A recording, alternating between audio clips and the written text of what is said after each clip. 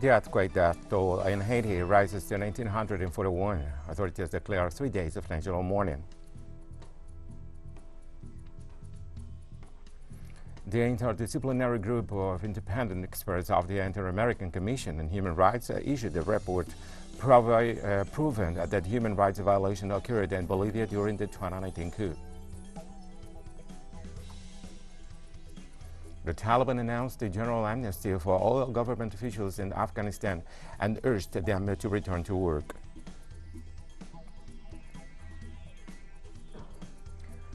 From the headquarters in teleSUR, this is from the south side. I'm Gomez. We'll begin with the news. Haiti woke up to a day of mourning issued by decree of Prime Minister Ariel Henry in honor to mourn the 1,900 fatal victims of the earthquake originated south of the country. From today until Thursday, the flags will wave at half-mast as a reminder of the 7.2 magnitude earthquake that took the lives of 1,941 Haitians and left more than 9,000 injured. Infrastructure also took a heavy blow. 84,000 houses were partially destroyed. Because of this, many inhabitants took shelter of Tropical Storm Grace in improvised quarters.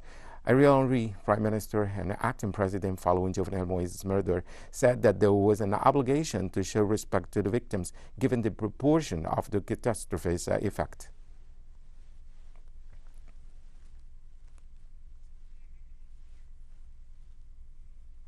teleSUR correspondent Daisy Toussaint brings us more information on the following report. Daisy? Hello, greetings to our viewers. Right now I am in the Brefet neighborhood, which belongs to Lecay, one of the most affected areas in the south of Haiti. Just today, the Civil Protection Agency reported that they have pulled out 16 people from this building behind me, which completely collapsed, including 9 dead. And they are still conducting search and rescue operations to find more victims.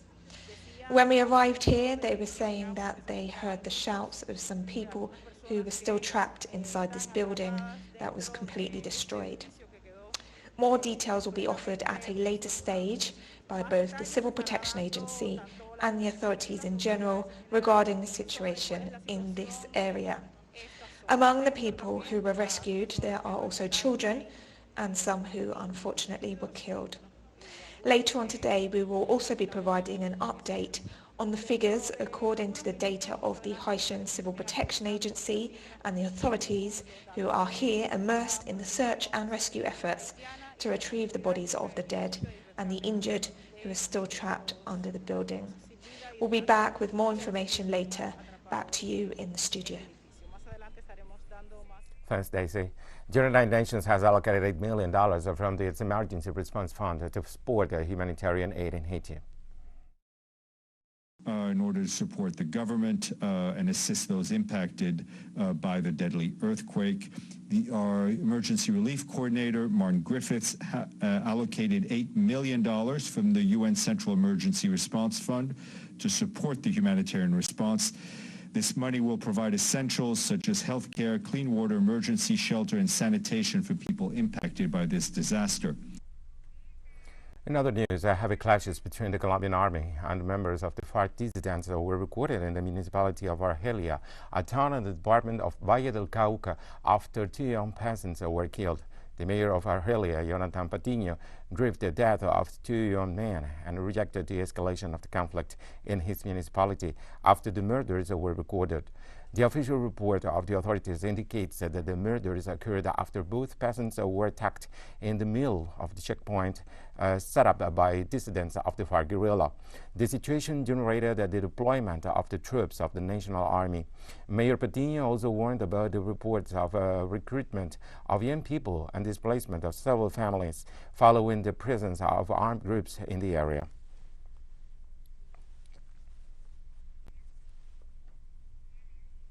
Cuban President Miguel Diaz-Canel visited the oxygen production plant of the Ministry of the Revolutionary Armed Forces located in the San Antonio de los Baños air base. The head of state praised the workers during his tour of the compound on Monday and stressed on the importance of their efforts to counteract the shortage of oxygen supply in Cuba in these difficult times of massive coronavirus outbreaks.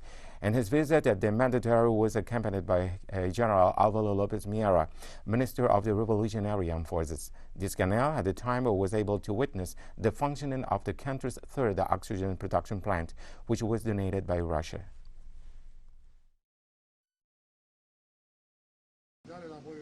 This support has been vital. Without it, we wouldn't have been able to put up a fight against the current situation.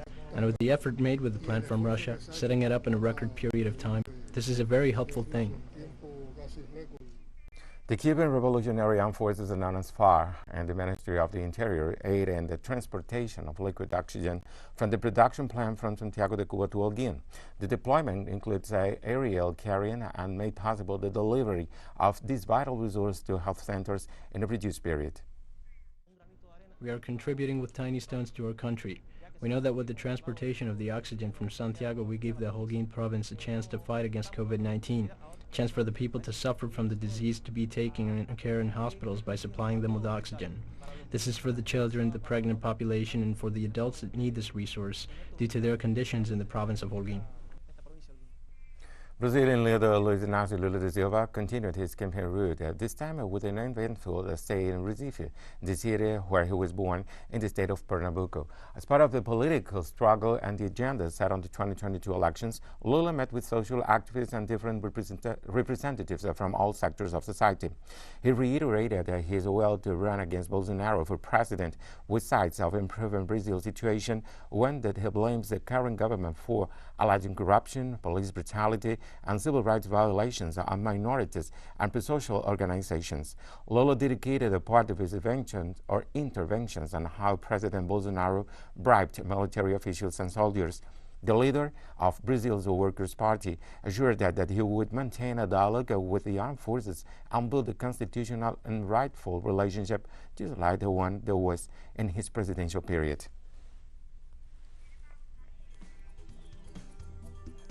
We'll be right back after this very short break.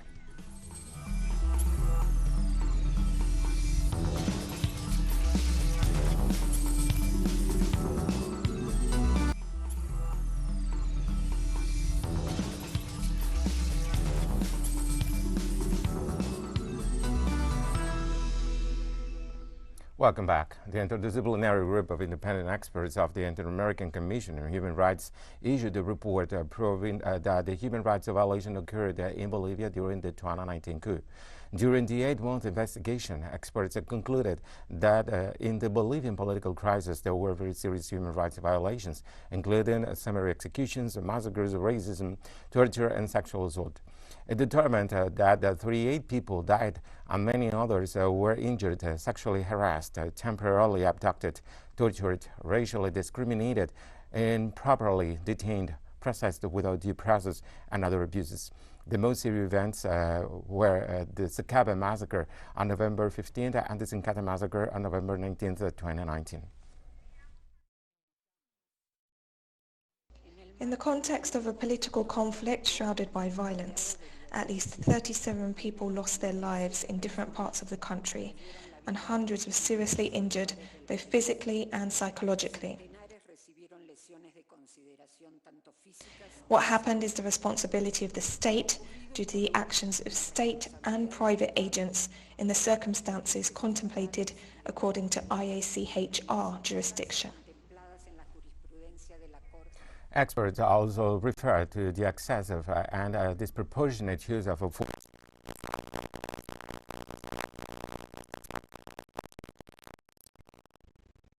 The police and the armed forces, separately or in joint operations, used excessive and disproportionate force and did not prevent acts of violence, leaving citizens unprotected. On the other hand, individuals promoted and organized acts of violence and attacks on public and private property. The interdisciplinary group of independent experts is unequivocal on describing the events of Sakawa and Sankata as massacres. The victims must receive justice, reparation for the damages, and immediate attention to heal the wounds. The report mentioned as well the need to eradicate patriarchal principles established between men and women, and also between indigenous and non-indigenous people. We must transform the patriarchal order because it implies not only the hierarchy established between men and women, but also between indigenous and non-indigenous people.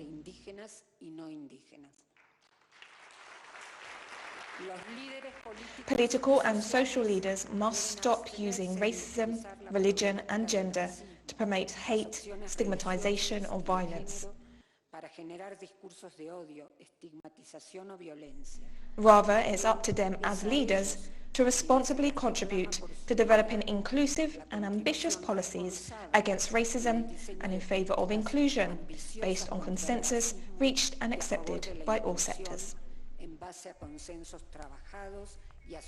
Malawi took leadership of Southern African development community for the next 12 months. President Lazarus Chakwera took control of the regional bloc from Mozambique's Philip Nyusi at the 41st Ordinary Summit of Heads of State and Government in Malawi's capital of Lilongwe.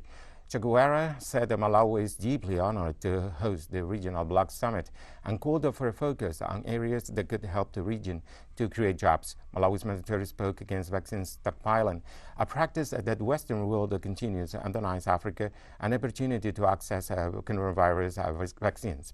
The meeting seeks to accelerate the implementation of a regional development strategy from 2020 to 2013.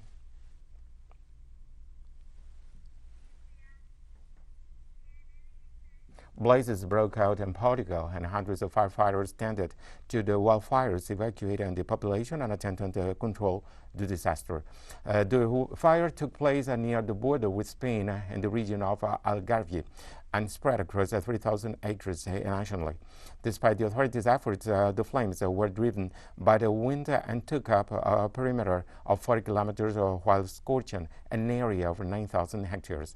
Portugal is the most recent Mediterranean country to suffer mass heat waves and uncontrollable fires, along with Greece, Spain, and Italy.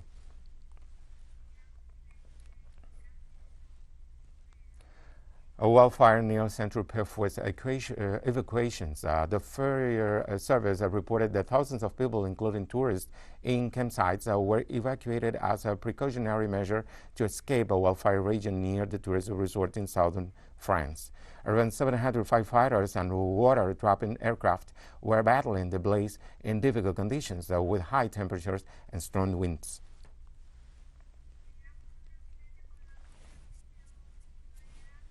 Meanwhile, Romanians in Bucharest are trying to cool off during another heat wave, with temperatures expected to hit 38 degrees Celsius in some areas. This summer, the Eastern European country reported temperatures exceeding 35 degrees Celsius for a record 15 days in a row, according to the National Meteorological Agency.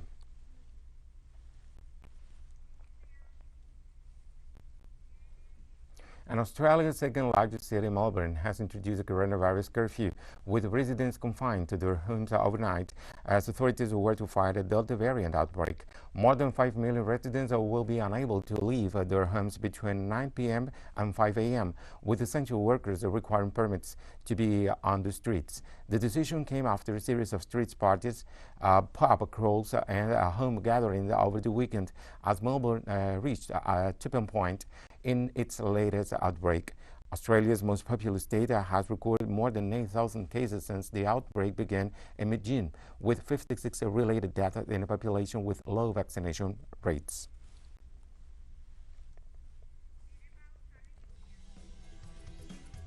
We have more stories coming up after this financial break.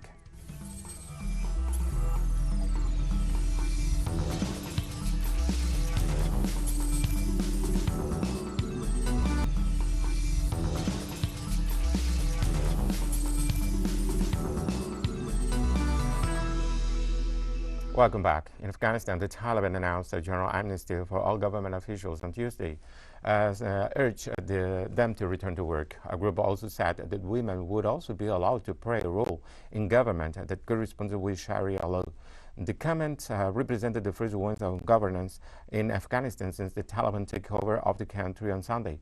While there were no major reports on fighting in Kabul, many residents have stayed home and remain fearful after the insurgents' takeover saw prisons emptied and the armories looted. Evacuation flights resumed early Tuesday following a suspension the day before as people crowded the runway trying to flee the country.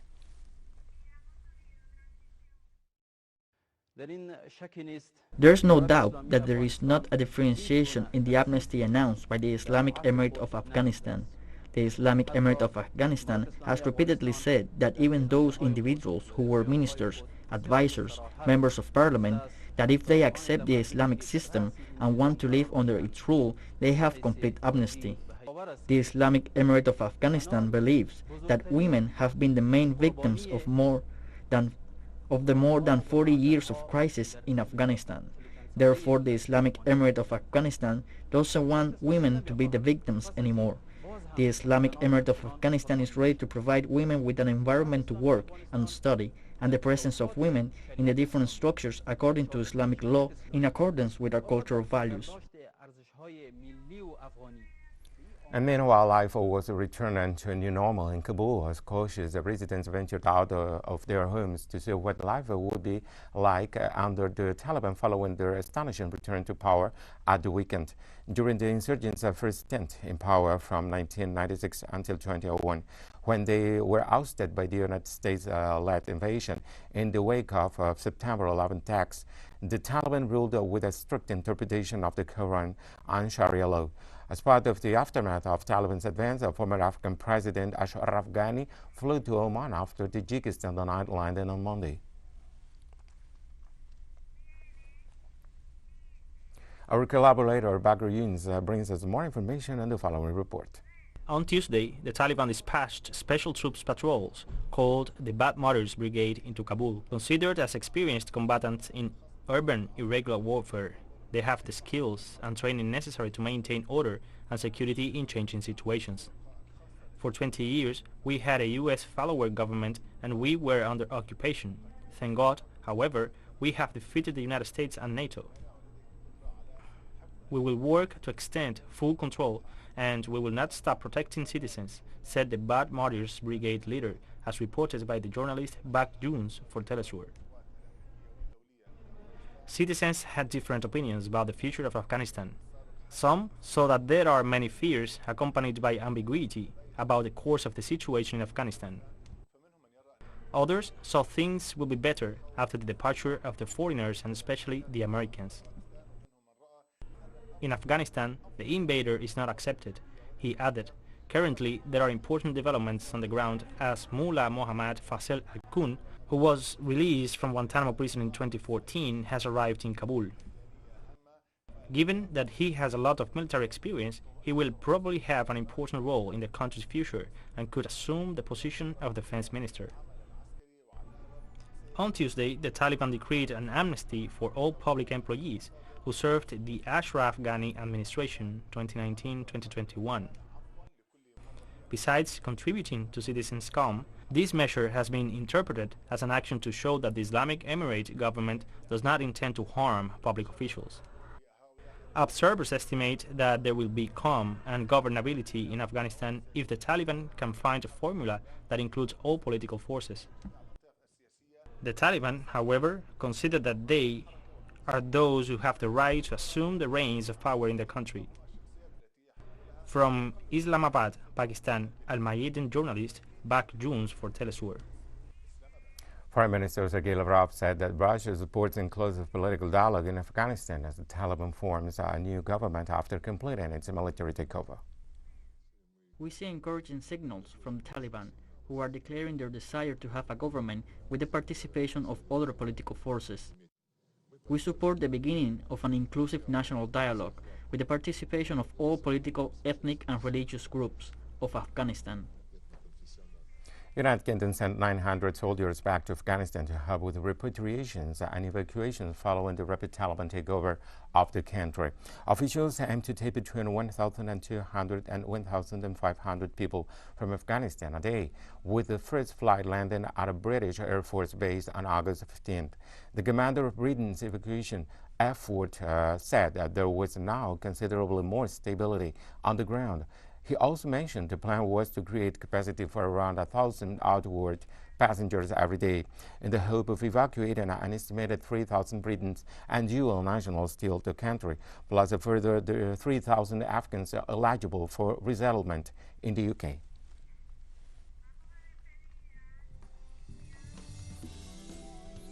We've come to the end of this news brief. You can find this and many other stories on our website at teleSUR English. And join us on social media, Facebook, Twitter, Instagram, and Telegram. For teleSUR English, I'm Ray Gomez. Thank you for watching.